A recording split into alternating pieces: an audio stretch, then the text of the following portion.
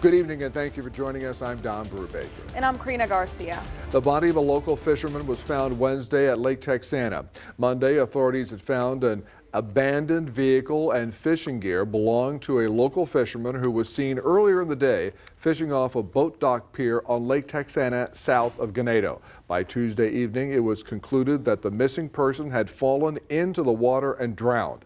Wednesday, the body of 64-year-old Tomas Gutierrez of Edna was recovered and secured. An autopsy was ordered to determine the cause of death. The FAA says the pilot of a helicopter crash near Port O'Connor on March 6th of last year was reckless. The pilot of the helicopter, Dr. Glenn Eddy, and Arcelia Cisneros died when the helicopter traveling from Port O'Connor to the Calhoun County Port Lavaca Airport crashed. The FAA reports the weather was below visual flight rule minimums, and taking off in those conditions was reckless. The FAA reports there is no record the pilot checked the weather before takeoff. They also report at one point the pilot made a quick descent to about 50 feet while turning back to the right, where it eventually hit the ground and was destroyed. Bay City police want information on this man. 22-year-old Joel Lopez of Bay City is wanted for his reported involvement in a recent shooting. When arrested, Lopez faces a charge of aggravated assault with a deadly weapon. Authorities say this suspect should be considered armed and dangerous. Contact local law enforcement if you know the whereabouts of this man. And let's take a first look at your forecast with First Warn Storm Team Chief Meteorologist Mac Pettis.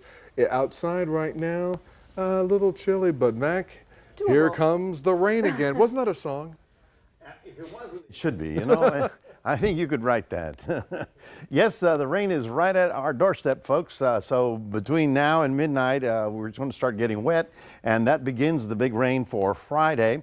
Let's zoom in here. You can see how we have Victoria City right there. There's the county, there's Refugio County, and they're getting the light rain. It's been heavier down south. From Corpus Christi to Brownsville, they've been having heavier rain, and that's what's going to be in our neighborhood tomorrow. So it's a little damp on Friday. How long will it last? And what about that cooler weather over the weekend? We'll have all that coming up in just a moment. Mac, thank you. More than 100 demonstrators took to the streets in El Paso today to protest what they call a controversial immigration law. The law, known as Senate Bill 4, makes entering Texas illegally a state crime. It also grants local and state law enforcement the power to arrest migrants. State judges will also have the ability to issue orders to remove them to Mexico. Governor Greg Abbott says his state has a right to protect itself against the president's border policies, but opponents say the law violates civil rights. To make it clear, I mean, that SB4 don't belong to the state. This is not what we wanted. That is a discriminatory, racist legislation, and we're protesting against it. And we want the state of Texas to eliminate SB4. I mean, that is the end goal of this campaign that we're launching today. The law is set to go into effect on March 5th. Meanwhile, a federal judge in Austin expressed skepticism over the law during a hearing today where they were hearing oral arguments to block the law. The lawsuit was brought by the Justice Department and several civil rights groups.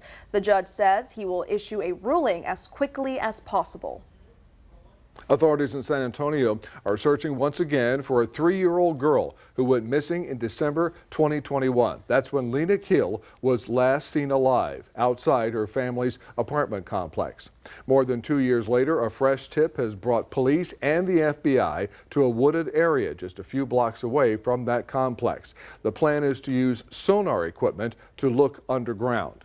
An Amber Alert issued tonight out of Livingston. 11-year-old Audrey Cunningham was last seen at 7 o'clock this morning. She is 4'1" with blonde hair. Audrey was last seen wearing a black hoodie with white lettering, camo backpack, black pants, and black high-top tennis shoes. Call 911 with information. 4 candidates are on the Republican primary ballot for Victoria County Commissioner Precinct 3. Shannon Martin recently retired from the Victoria Fire Department as interim chief. He's a Victoria native. Martin joined the Victoria Fire Department in 1987, and he hopes to bring his strong work ethic to Commissioner's Court. There are a total of 4 Republican primary candidates running for county commissioner in Precinct 3, along with Shannon Martin. You have Marcus Salinas, Brad Tucker, and James Soderholtz. And on Monday on 25 News Now at 5, we'll have the 2 Democratic Party primary candidates who are running for District 27. Don Brubaker will interview Tanya Lloyd and Anthony Tristan live in studio, and we hope you'll join us. Then on Tuesday, we'll have incumbent Congressman Michael Cloud of District 27. 3 other people are on the Republican primary ballot, including Chris Mapp, Scott Mandel, and Luis Espindola. Congressman Cloud has previously served on the Texas State Executive Republican Committee and was chairman of the Victoria County Republican Party. And tonight we bring you a story of compassion and dedication as Victoria County Animal Services strives to make a difference in the lives of stray and roaming animals. 25 News Now reporter Lupe Zapata has Safe Streets, Safe Pets, a 25 News Now extra.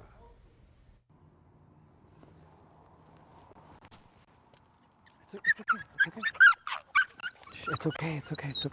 You're okay. Here.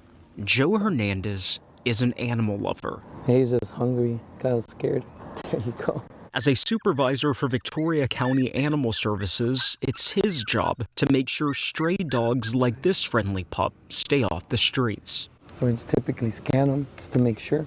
And this moment right here is one of the hardest parts of Joe's day. It doesn't have a microchip. When a dog doesn't have collar tags or a microchip, it goes back to the county pound with the possibility of being euthanized. So by him letting me do this to him, carrying him, most possible chances are that hopefully he'll be able to be adopted. In 2023, Joe and his team at Animal Services sheltered more than 800 dogs and almost 500 cats, resulting in more than 400 animals killed. Once we work with them, hopefully that'll help out. He'll get used to the leash.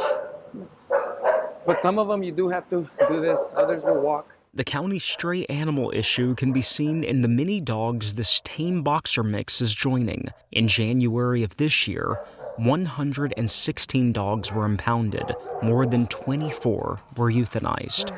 We are killing pets all across America simply because they're loose. Not because they're bad, not because they're old, not because they're injured, but because they're loose. I just don't agree with that. We sat down with Joe's boss, Mark Sloat. He's the director of Animal Services. He was hired by Victoria County Commissioners at the end of 2022 with hopes he'd fix a broken system. One of the first executive decisions he made was a name change. What I wanted to get across with changing it from animal control to animal services is, first off, we've never had control of the animals. It's kind of a misnomer. I want to show that we're building actual animal services into this community. One of the ways he's doing that is by getting children to care. On your mark, get set, go! 2 days a week, these elementary students in Bloomington get a visit from Animal Services Officer Lorena Keefe. Name one way to stay healthy around your pet. Mark has planted her at the city's elementary to teach these kids about proper dog care. You don't want to feed the dog unless your mom and dad tells you to, okay? So don't just go feeding random animals because they're gonna stay in that spot. These children are learning what it means to be a good pet owner because too many adults in Bloomington are not. The community is seeing more and more stray dogs due to abandonment.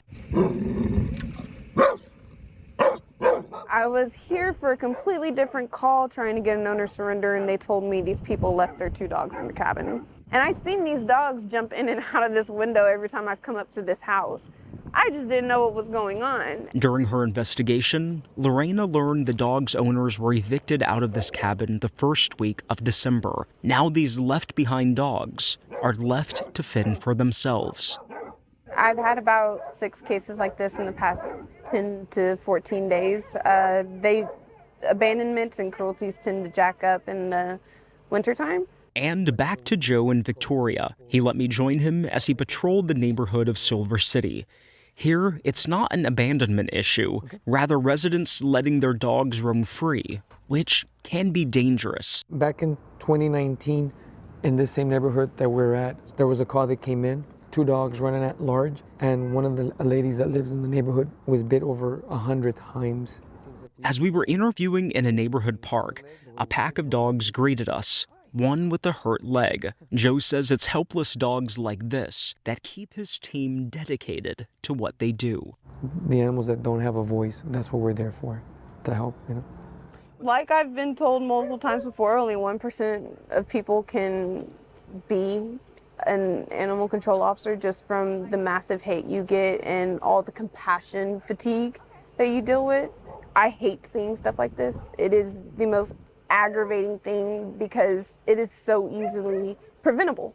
Mark and his team plan to open a new and larger facility in early 2025 at 513 Prophet Street in Victoria. He hopes this more central location will better serve the community. You know, I asked the public in Victoria to be patient. They will see change. You know, we're getting less calls about loose dogs. And while it may be a slow process, Mark says people can rest assured a group of true animal lovers are making a difference.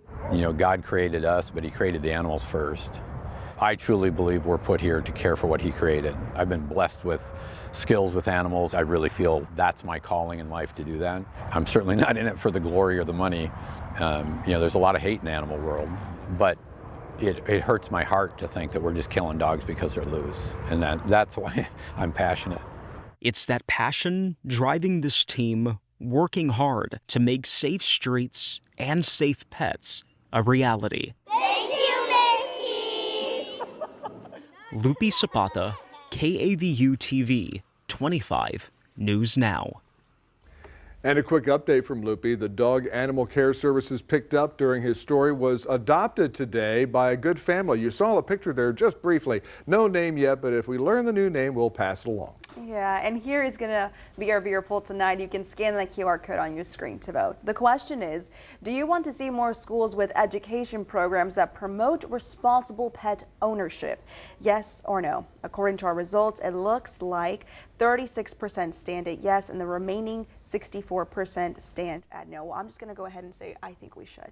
All right. Yeah.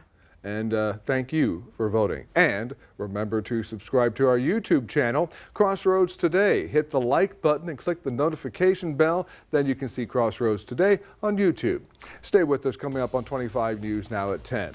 The Fulton County District Attorney is testifying on her relationship with a special prosecutor in Donald Trump's case in Georgia.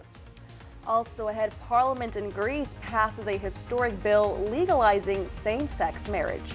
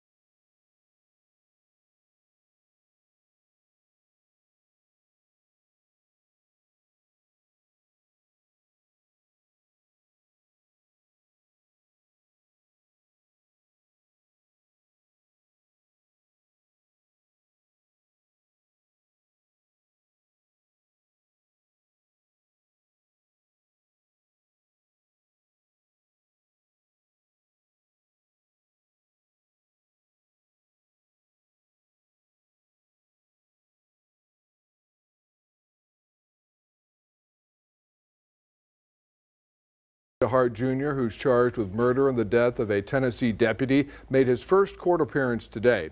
His arraignment lasted less than 2 minutes. A judge read the charges of first-degree murder, attempted first-degree murder, and being a felon in possession of a weapon against him. They come from the shooting death of a Blount County deputy and the wounding of another deputy during a traffic stop on February 8th. DeHart's next court appearance is February 20th. The district attorney and the special prosecutor in former President Donald Trump's election interference case took the stand in Atlanta today. In New York, meanwhile, Trump was in a court in his hush money payment case. Fulton County District Attorney who filed the Trump election interference case on the witness stand in Atlanta today. I've been very anxious to have this conversation with you today, so I ran to the courtroom. At issue, whether Fani Willis's romantic relationship with the special prosecutor Nathan Wade, who she hired for the case, creates a conflict of interest, and whether Willis benefited financially from it. You're confused. You think I'm on trial. These people are on trial for trying to steal an election in 2020. I'm not on trial, no matter how hard you try to put me on trial. Wade says the relationship started in 2022 after he was hired to handle the election interference case. A former friend and coworker of Willis contradicting his testimony. Are you certain that Ms. Willis told you about the romantic relationship with Mr. Wade prior to November 1st of 2021?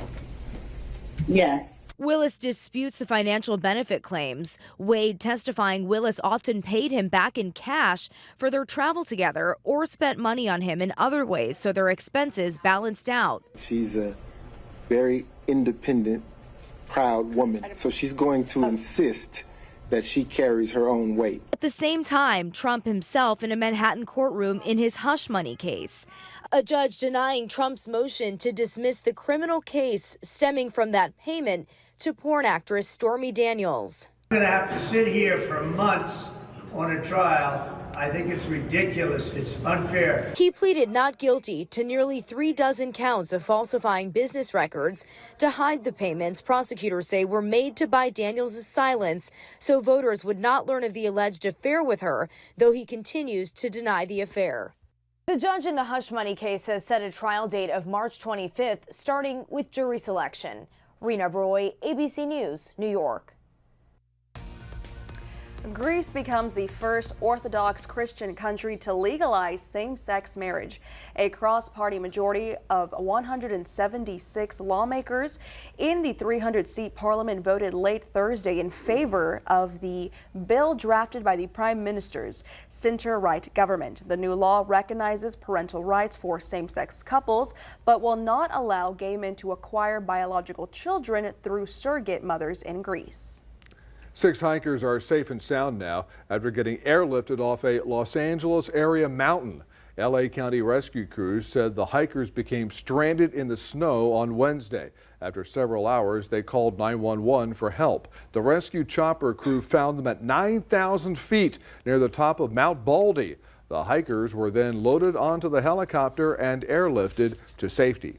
3 barbecue banditas in Lubbock are challenging the norm of Texas barbecue and a male-dominated industry. You can read the Texas Tribune article on crossroadstoday.com. By the way, Mac, have you ever been on Mount Baldy?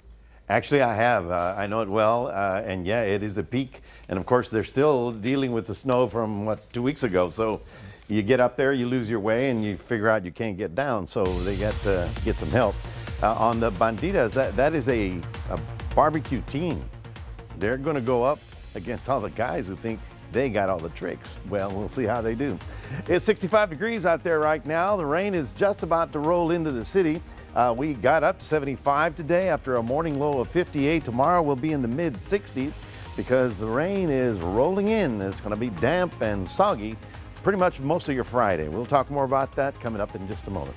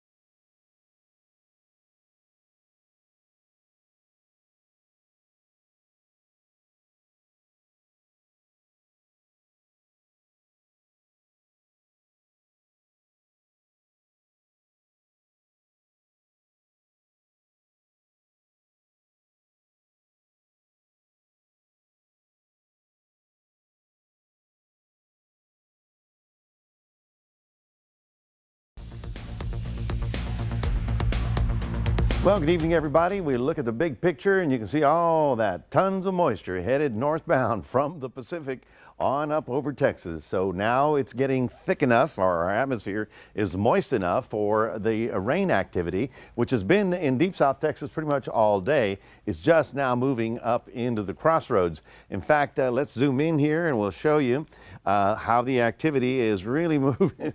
Did it again. All right, just stay right there, folks. Notice how the rain is moving on up into the city. I'm going to get over here and press my button so that it can zoom in and you can see where the shower activity is located. It is just to the south of Victoria County, right about there. Looks like it's getting fairly rainy over Beeville, Skidmore, Refugio, and all the way down in Nueces County. They did have already rainfall pretty much all the day during the afternoon. Now the southeast winds are of course blowing, and as a result we're getting quite shall we say damp in the lower atmosphere, and we are looking at the rain chance rolling in. Now tomorrow is the big day, because you can see here on Future Tracker, here's Thursday. We start off with the rain at 10 o'clock down south in the valley, and then we move forward. And you can see how by sunrise it's right on top of us, and then we move forward, and during most of the day it'll be over us until late at night. Now late at night the frontal system starts pushing down and then pushes it all away. So by the time we get to Saturday, the cloud deck will start to thin out and we'll get that cool north wind. And I say cool because it's going to be chilly over the weekend as all that gets blown away by that north wind. So your Saturday will be improving during the day. Your Sunday looks like it's going to be very, very clear, cool, and breezy, and that's your Future Tracker. As we go forward, you can see how much rainfall Future Tracker looks at. We're going to go through basically the next 3 days, and you can see right there in Victoria County, looking at a half to 1 inch of rain possible in our region, and then the heavier stuff is actually down south. The valley may even get 4 or 5 inches of rain out of this. So here's our front. It'll be dropping southward. It'll be moving through our area Friday night, and then by Saturday it starts blowing and blowing everything out to sea. High pressure will give us a very lovely but chilly Sunday, Monday, Tuesday, and then by the time we get to Wednesday, Thursday, well, things are going to get really weird, because while we had a little bit of a chill over the weekend, this big low is going to pull up a lot of warm air and give us what? Temperatures near 80 degrees. So tomorrow, rain pretty much all day long in Port Lavaca, high temperature at 65. In Cuero, we're looking rain pretty much all day long until late in the evening. I'm thinking about 9 o'clock, maybe even 6 o'clock, the rain will start pulling out, but it's going to be damp all day long, and here is your 7-day. So the showers tomorrow, the shower activity ends Friday night. Saturday, the clouds pull out. Saturday afternoon is good, Sunday's good, but only in the 50s and in the 30s at night. And then here's the big warming trend that starts in for next week. That is your 7-day forecast. Drive safely tomorrow. It should be a little damp. Just reminding everybody, we do have a QR code. Love for you to scan that. Put Crossroads Today on your phone. We'll toss it over to Zach for sports. Thank you, Mac. The Lady Flyers preparing for the postseason. Stick around. I'll have that coming up in sports.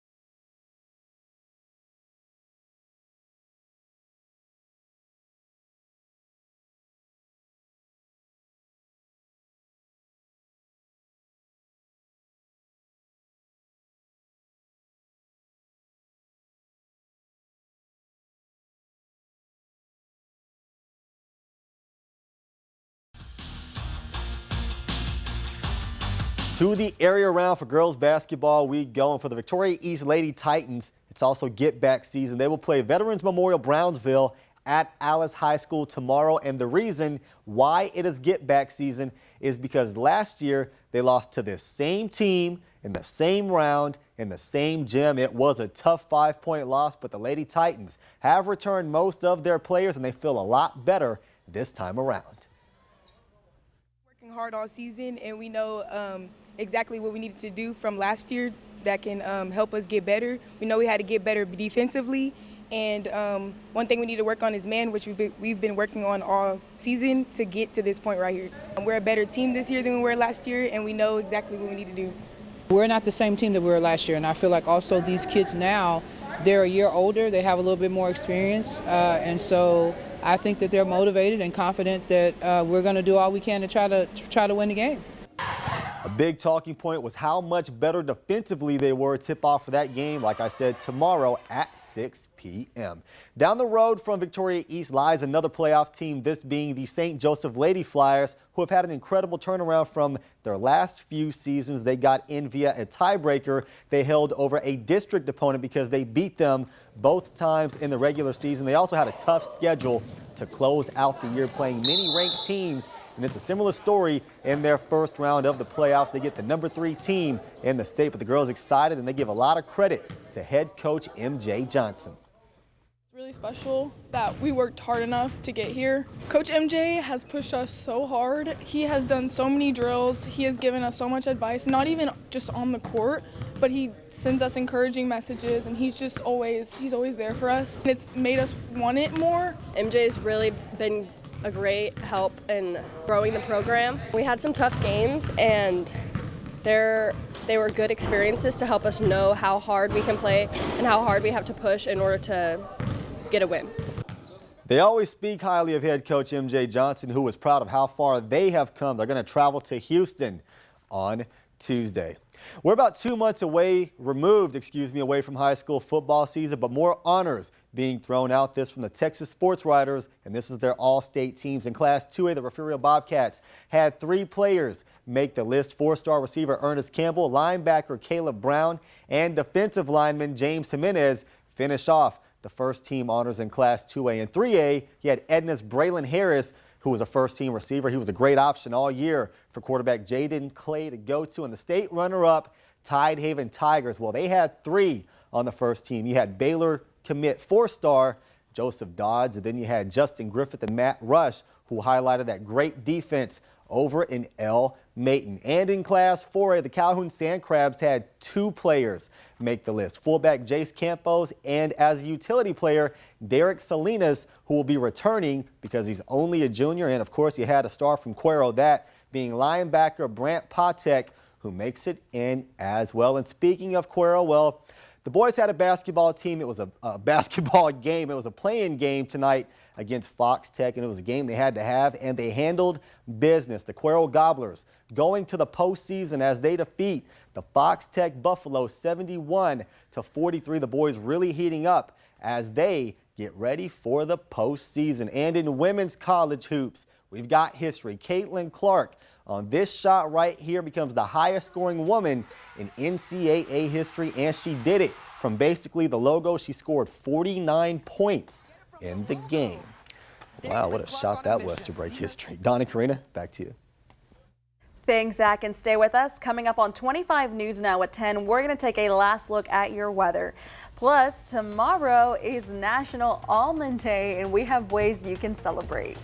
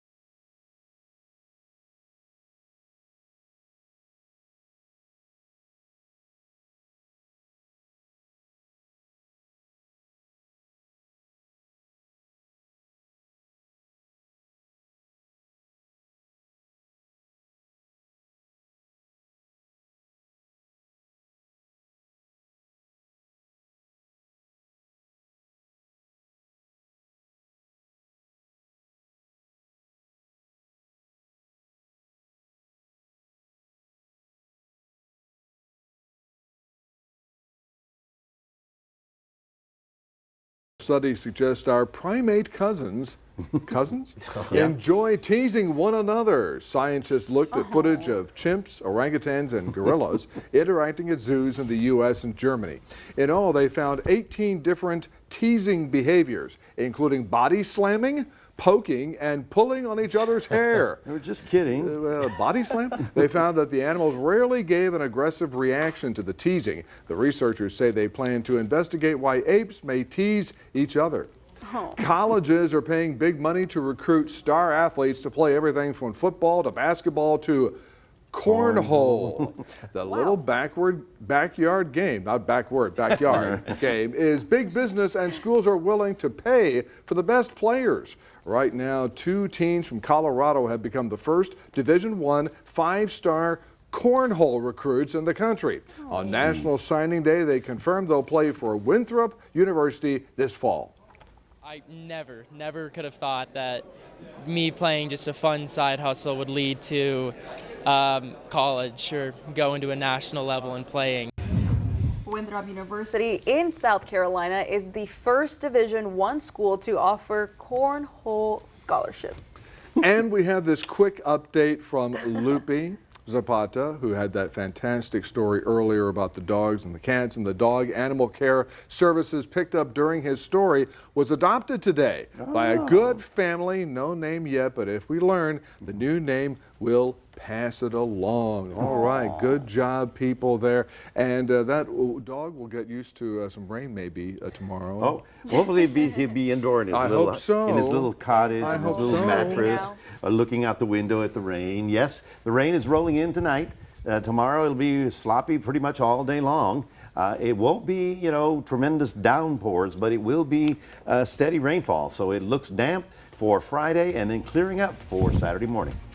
Thank you, Mac. And tomorrow, Friday, is National Almond Day. Almonds are tree nuts native to the Middle East and thrive in warm, dry areas with mild winters like California.